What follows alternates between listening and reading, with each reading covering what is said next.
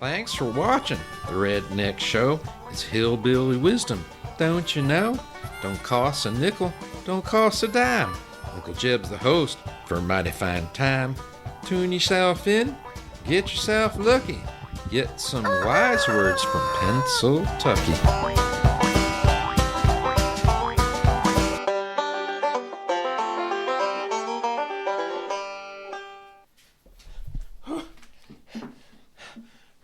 Sorry, folks.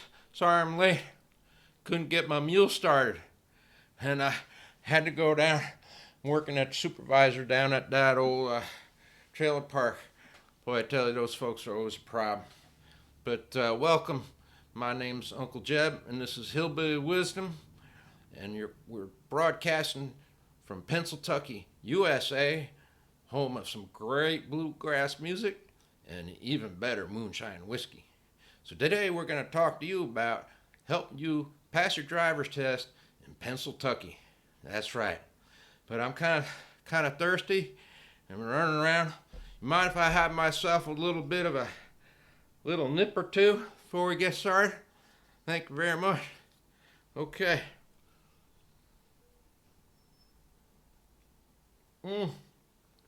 Got some on my shirt. Well, anyway.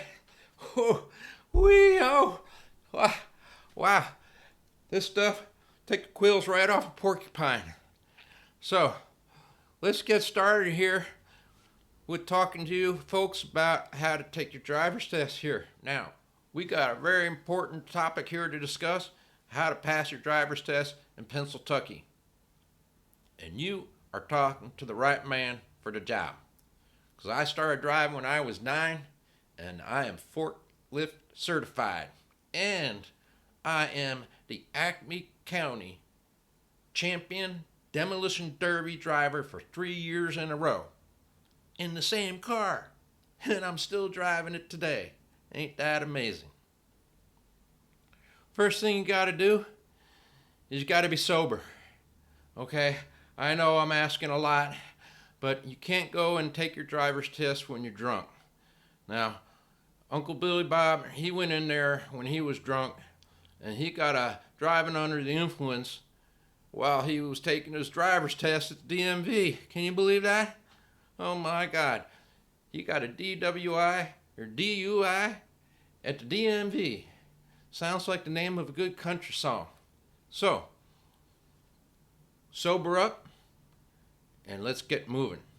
Okay, now the first thing you got to do when you're going down there to take your test, you got to make sure your car is all cleaned up. You got to take out all the whiskey bottles and all the beer bottles out of your car. It makes a bad first impression, and it can be dangerous too. Because Uncle Billy Bob, well, he was taking his test, and a beer bottle rolled up underneath his brake pedal. He couldn't stop the car, and bam, he hit another car right there in the driver's DMV parking lot. Oh my goodness, those folks weren't too happy, but it's nothing that a couple of bottles of moonshine couldn't smooth over. So clean out your car, and then you're all set to get started. So I'm going to tell you what kind of vehicles you can and cannot take your test in, okay? Now, this first one here, this tractor, well, you cannot take your test in a tractor. I tried. Number 2, this backhoe, she's a beaut, I have to say. But again, you cannot take your test in this backhoe. Now, I'm hoping they change the law so my grandkids can take their test in a backhoe. But right now, you still can't take your test in a backhoe, okay? Now, next one, crop sprayer. Do not try to take your driver's test in a crop sprayer. I'll tell you something. We made such a big mess down there at that DMV parking lot. Took them half a day to clean the place up. Those folks weren't too happy. So do not try and bring your crop sprayer in to take your driver's test, okay? Now, I'm going to show you the perfect car for you to take your driver's test, okay? Looky here. Ain't she a beaut? Yeah. You're going to impress your friends taking your test in this car. Yes, sirree, Bob. Okay. Now, you got your car all set. you're going to have to take the written test. Now, these folks down there, they're always trying to trick you, you know what I mean? So they put these questions on the test like, oh my gosh, you know? So I'm going to give you a couple that I found that were pretty hard, you know?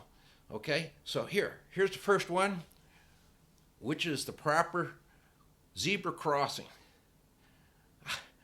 I got that wrong. I still don't know the right answer, you know? Okay, next one is, what vehicle has the right of way when you come to a roundabout? Well, if you ask me, it's the biggest truck, but that ain't the right answer. So don't answer that with the biggest truck, okay? So then the next question you may see, which may try to trick you, is what is the alcohol content for you to get arrested for drunk driving, right? Now, I don't know about you, but 0.08, that's about my content during my breakfast eggs. So I don't know where they get these numbers from. I think they just pick them out of the air, you know what I mean? Anyway, so you better brush up on your